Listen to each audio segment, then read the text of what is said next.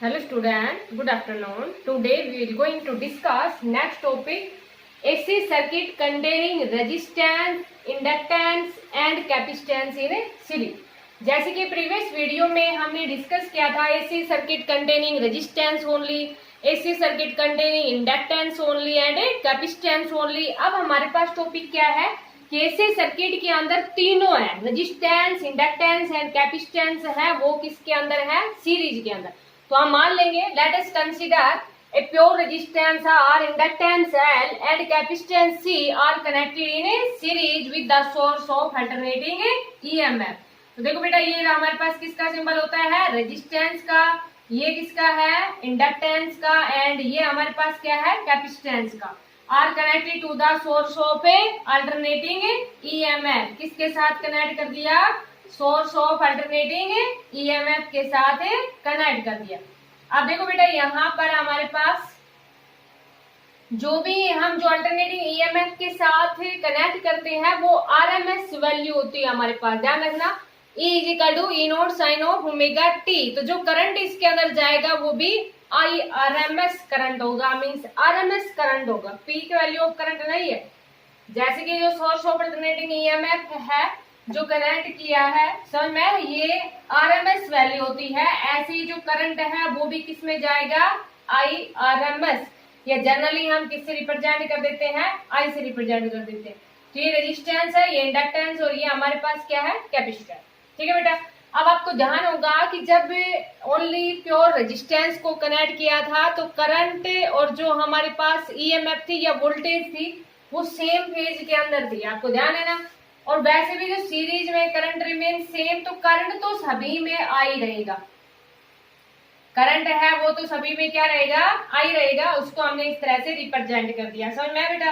आप देखो, जब रेजिस्टेंस की बात कर रहे हैं तो रेजिस्टेंस, जब प्योर रेजिस्टेंस कनेक्ट किया था तो करंट और जो हमारे पास ईएमएफ थी या वोल्टेज थी वो किस में थे? सेम फेज के अंदर थे, सेम फेज में थे। तो इट मीन्स जैसे कि ये आई से रिप्रेजेंट किया है तो ये हमने रिप्रेजेंट कर दिया किससे? वी आर से। समझ आया?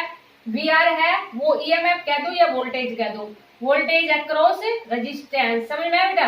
अब आपको ध्यान हो कि जब हमने इंडक्टेंस कनेक्ट किया था तो ये वाला एक्सप्रेशन आया था ना, I equal to I naught sine of omega T minus pi by two. और जब ई हमने क्या लिया था? E naught sine of omega T लिया था। समझ आया? इट मीन्स वोल्टेज थी वो करंट से पाई बाई टू ज्यादा थी, या करंट पीछे था पाई बाई टू। लीड और लैग आपको समझ आ गए होंगे। तो जैसे कि अगर ये आई है हमारे पास तो ये है वो किसको रिप्रेजेंट करेगा? वी आई को। मीन्स इनके बीच में जो फेज डिफरेंस है वो कितने का है? 90 डिग्री का। समझ में बेटा। वोल्टेज है वो आगे है पाई बाई टू। तो देखो, वोल्टेज है वो आगे है पाई बाई टू। कितनी आगे है? पाई बाई टू। ठीक है। जब हमने कैपेसिटेंस को कनेक्ट किया था तो यहाँ पर साइन प्लस का आया था। ठीक है। इट मीन्स ईएमएफ है वो पीछे है या वोल्टेज है वो पीछे है करंट से, lag behind the current by phase angle pi by to.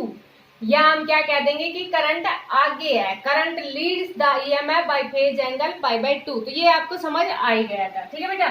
तो इट मीन्स ये हमारे पास इस तरह हो जाएगा, इनके बीच का एंगल भी कितना है? 90 डिग्री। समझ आया बेटा।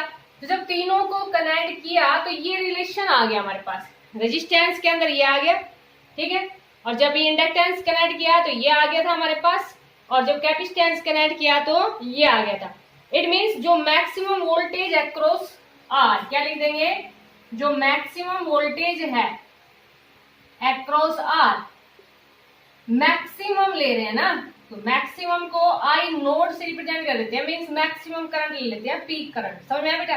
तो V R is equal to क्या लिख दिया? आई नोट आर लिख दिया। इसको फर्स्ट मान लेते हैं, मैक्सिमम वोल्टेज अक्रॉस, किसके अक्रॉस? इंडक्टेंस के अक्रॉस, वी एल। ठीक है बेटा। तो आई नोट, और इंडक्टेंस में रेजिस्टेंस को क्या कह दिया था? इंडक्टिव रिएक्टेंस, जिसको हमने किससे रिप्रेजेंट किया था? एक्सएल से। समझ में आया बेटा। रेजिस्टेंस ही था ना, इसकी यूनिट भी ओम ही थी। तो मैक्सिमम वोल्टेज अक्रॉस एल, ऐसे ही मैक्सिमम वोल्टेज अक्रॉस सी। तो मैक्सिमम वोल्टेज अक्रॉस सी हमारे पास क्या आ जाएगी? आई नोट एक्स सी। मीन्स Xc हमारे पास क्या था, कैपेसिटिव रिएक्टेंस, रेजिस्टेंस ही है लेकिन कैपेसिटेंस के केस में इसको क्या बोल दिया, कैपेसिटिव रिएक्टेंस। समझ में आया बेटा इतनी। अब देखो हमारे पास ये तीनों के तीनों किसमें कनेक्ट है, एक सीरीज के अंदर कनेक्ट है, और जब सीरीज के अंदर कनेक्ट है तो इनको हम एक ही डायग्राम से रिप्रेजेंट कर देते हैं। समझ में आया बेटा। दूसरा आप देख रहे होंगे कि VL है वो VC से ज्यादा भी है, तो देखो बेटा क्या करेंगे, इसका एक ही डायग्राम से रिप्रेजेंट कर देंगे। एक ही डायग्राम में रिप्रेजेंट करने के लिए ये तो दोनों हमारे पास किस में है, सेम फेज में है ना, तो इट मीन्स जैसे कि हमने ऐसे रिप्रेजेंट कर दिया इसको, बस थोड़ा सा समझने का है कि ये करंट और VR, करंट तो सभी में यही है, तो VR दोनों किस में है, सेम फेज में। अच्छा बेटा देखो VL इस तरफ है तो VL को इस तरफ ले लिया, समझ में आया। VC इस तरफ है नीचे की तरफ, तो VC को यहाँ नीचे की तरफ ले लिया, इसको O ले लिया, जैसे कि मान लीजिए इसको A ले लिया, यहाँ तक इसको B ले लिया, और यहाँ तक इसको क्या ले लिया, C, आगे तक बढ़ाओ तो बढ़ा देना। समझ में आया बेटा। अब देखो जो सोर्स ऑफ अल्टरनेटिंग EMF से, और जैसे कि आपको बताया था कि जो लेंथ ऑफ एरो है वो रिप्रेजेंट करती है पीक वैल्यू को, और ये मैक्सिमम ले रखे है ना, तो क्या करें, देखो ये जो लेंथ ऑफ एरो है ये एंगल हम मान लेते हैं जनरली, देखो ओमेगा टी तो था ही, लेकिन यहाँ पर इनके बीच में जैसे कि जब हम फेज की बात करेंगे ना, तो जब इंडक्टर की बात करेंगे तो π/2 ले लेंगे, +π/2 या -π/2, जैसे अभी हमारे पास जो कंडीशन आएगी, समझ जाए बेटा। और जैसे कि रेजिस्टेंस की बात करेंगे तो इस पाई को कितना ले लेते हैं, हमें 0 ले लेते हैं, ठीक है। तो ये अभी आपको समझ में आ जाएगा। तो जो लेंथ ऑफ एरो है ना ये रिप्रेजेंट करती है पीक वैल्यू। इतनी बात समझ में आई बेटा। थोड़ी सी कंस्ट्रक्शन कर देते हैं, थोड़ी सी कंस्ट्रक्शन क्या कर रहे हैं, ये जो लेंथ ऑफ एरो है ये रिप्रेजेंट द पीक वैल्यू, यहां तक ले लिया। अब देखो ये VL है ना, थोड़ा सा इसको बढ़ा देते हैं ऊपर, ये VL है, ठीक है बेटा, B लिया था, ये A था। अब ये VL है तो ये भी हमारे पास क्या आ जाएगा, BL ही आ जाएगा इतना, ठीक है। अब देखो यहाँ पर एक बात आपको समझने की है कि इसको ये इतना ना लेके, अब VC तो हमारे पास इस तरफ आ गया ना, और जबकि ट्रायंगल तो हम एक साइड बना सकते हैं, या तो जैसे कि ऊपर की तरफ ट्रायंगल बना ले, या हम किधर बना ले भाई, नीचे की तरफ बना ले। हम क्या करते हैं कि जितनी ये वैल्यू है ना VL, उसमें से ये VC को माइनस करके और इसको इतना बना देते हैं, कितना कर देते हैं, जैसे कि सपोज करो ये हमारे पास कितना था 5 सेंटीमीटर ले लो, और ये हमारे पास कितना है 2, और 5 - 2 करेंगे तो कितना आ जाएगा, 3 आ जाएगा ना। तो ये समझ में आया बेटा। आपको क्या करना है फिर, देखो ये तो उतना रहेगा पीक वैल्यू, तो ये जो आपने इसको एक्सटेंड किया था ना, उसको इस एक्सटेंड, ये जो एक्सटेंड किया है इसकी बजाय हम क्या कर ले, यहां तक ले लेते हैं।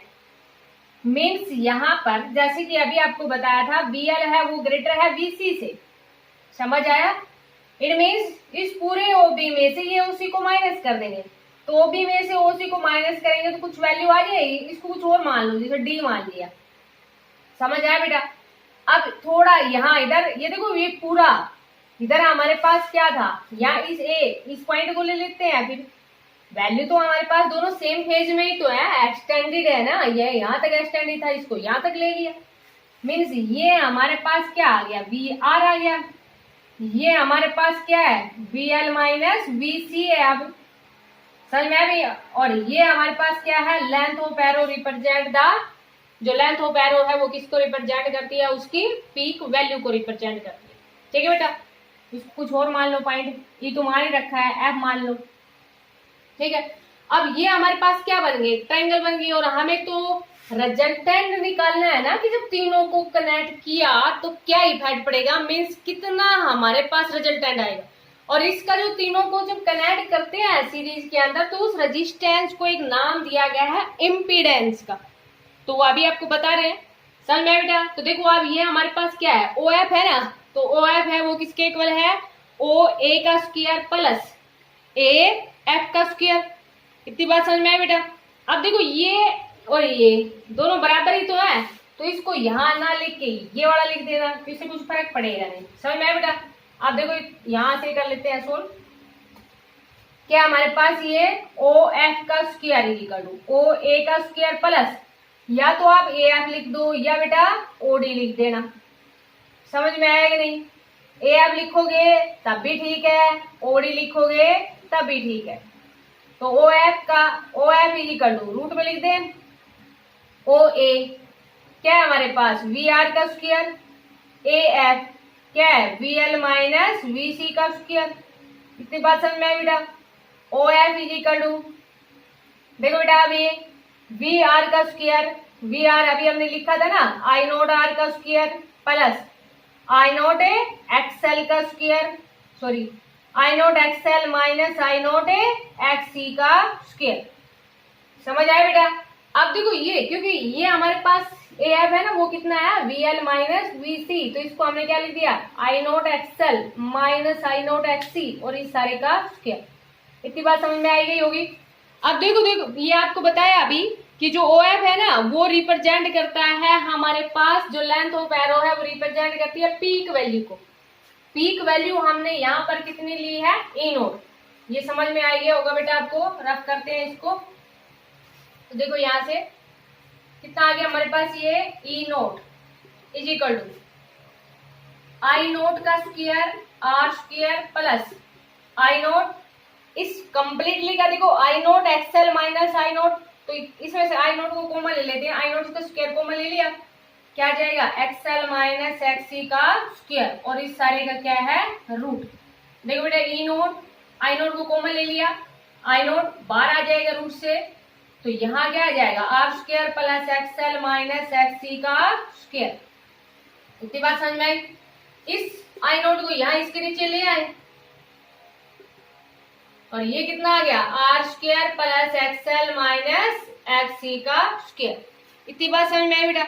और ये जो ई नोट बाई आई नोट है इसी को हम क्या कहते हैं effective resistance of RLC circuit. क्या बोलेंगे इसको? Effective resistance of.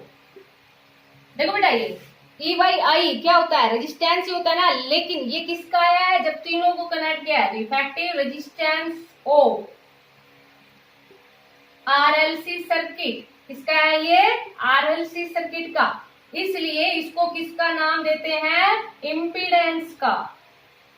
जो इफेक्टिव रेजिस्टेंस होता है, जैसे ये देखो जब इंडक्टर का रेजिस्टेंस था उसको इंडक्टिव रिएक्टेंस बोला था, कैपेसिटर का था उसको कैपेसिटिव रिएक्टेंस। ऐसे ही जो हमारे पास इफेक्टिव रेजिस्टेंस होगा आरएलसी सर्किट का उसको किसका नाम दिया है इम्पीडेंस का नाम दिया है, जिसको हम रिप्रेजेंट करते हैं बेटा जेड से। Z is equal to E naught by I naught is equal to value क्या आ गई R square plus XL minus XC का स्क्वायर। समझ में आया बेटा? डायग्राम आपको समझ आएगा ये? देखो पहले हमने यहाँ तक लिया था ना वो समझाने के लिए, लेकिन एक तरफ भी ले सकते हैं ना हम, इधर वीसी था इधर हमारे पास वीएल है, तो इसका क्योंकि ट्राइंगल तो एक तरफ भी बना सकते हैं ना, इधर बनाओगे जैसे कि मान लीजिए आप ये कहो कि हम कंप्लीटली बना ले तो ये वाली साइड नहीं आएगी बेटा, जबकि हमारे पास ये दोनों किसमें थे सेम फेज में। तो ये चीज आपको थोड़ी सी ध्यान रखनी है बस कि यहाँ पर हमें क्या लेना है।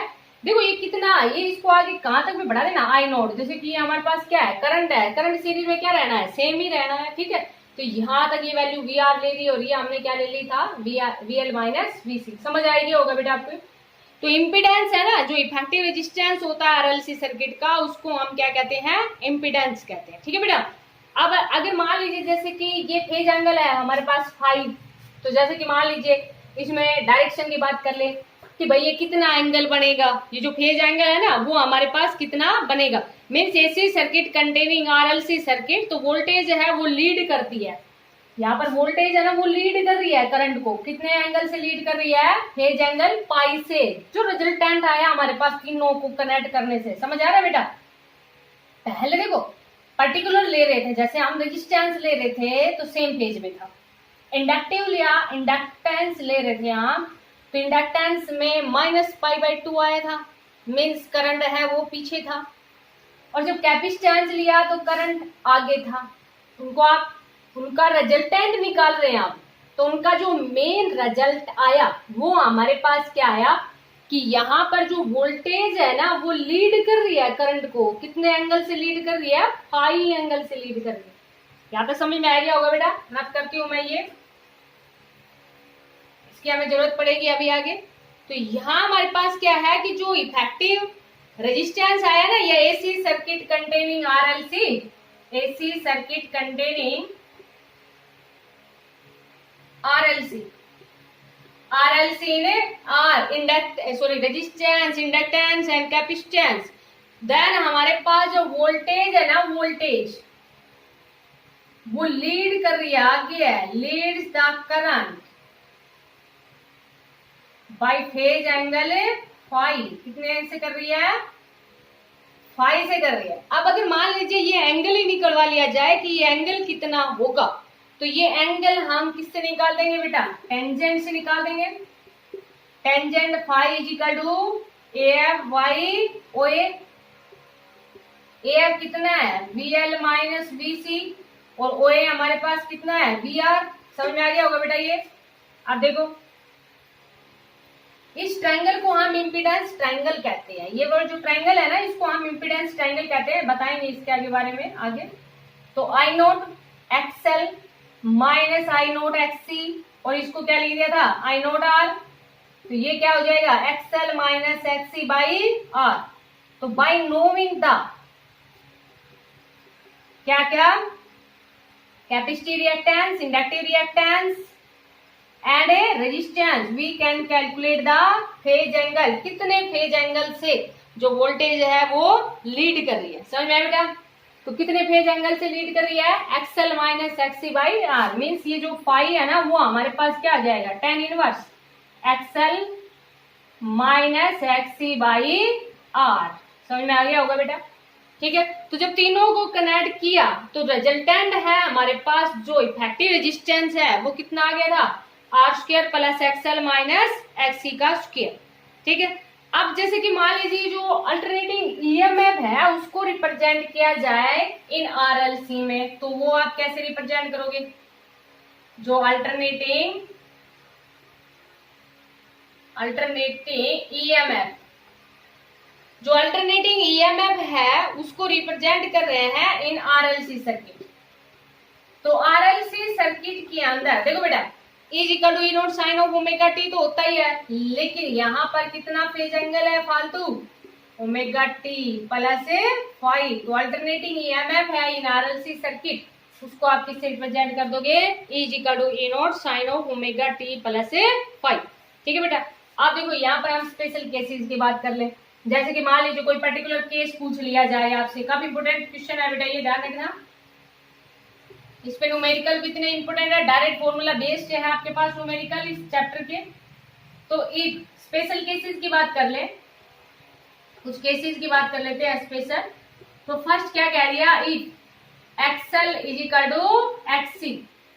एक्सएल है वो किसके इक्वल है बेटा? एक्ससी के इक्वल है। जब XL is equal to XC हो जाएगा तो यहाँ पर हम क्या कह देंगे कि एक्सएल एक्ससी के इक्वल आ गया। तो जो इम्पीडेंस है ना वो किसके इक्वल आ जाएगा? आर का स्क्वायर का रूट। मीन्स इम्पीडेंस किसके इक्वल आ गया? आर के इक्वल। यहाँ से अगर बात करें tangent phi XL is equal to XC, तो जीरो आ गया। मीन्स फाई है वो हमारे पास कितना आ गया? Zero degree. फाई जीरो कब होता है? When resistance R connected in कोई भी सोर्स ऑफ अल्टरनेटिंग ईएमएफ के साथ किसको कनेक्ट किया है? रेजिस्टेंस ओनली को कनेक्ट किया है। तो रेजिस्टेंस ओनली को नॉन इंडक्टिव सर्किट भी बोल देते हैं। समझ में बेटा? तो यहां से कह देंगे कि current and voltage are in same phase. किसमें है? Voltage and current are in same phase. Voltage and current are in same phase. Same phase के अंदर है। मीन्स प्योरली कैसा है? रेजिस्टेंस, प्योरली रेजिस्टेंस सर्किट है। मीन्स रेजिस्टेंस ओनली कनेक्ट किया है। समझ में बेटा? अगर मान लीजिए एक्सएल है उसको ज्यादा ले लिया एक्ससी से, एक्सएल है उसको किससे ले लिया? ज्यादा, एक्ससी से ज्यादा ले लिया। तो देखो बेटा यहाँ से एक्सएल एक्ससी से ज्यादा है तो टेंजेंट फाई है ना वो हमारे पास कैसा आ जाएगा? पॉजिटिव। और पॉजिटिव कब आ रहा था? मीन्स जैसे कि एक्सएल की वैल्यू एक्ससी से ज्यादा है तो पॉजिटिव आ गया। इट मीन्स वोल्टेज है वो लीड कर रही है। Voltage Leeds the current by phase angle voltage है वो लीड कर रही है करंट को बाय फेज एंगल कितना, जैसे कि मान लीजिए इसमें जब इंडक्टिव की बात कर रहे हैं तो यहाँ पर तो जो वोल्टेज है वो लीड कर रही है फेज एंगल, फेज कितना लिया है, फाई लिया है ना। इट मीन्स वोल्टेज लीड कर रही है, और वोल्टेज लीड किसमें करती है, इंडक्टिव सर्किट में करती है, इंडक्टिव सर्किट में। समझ आया बेटा।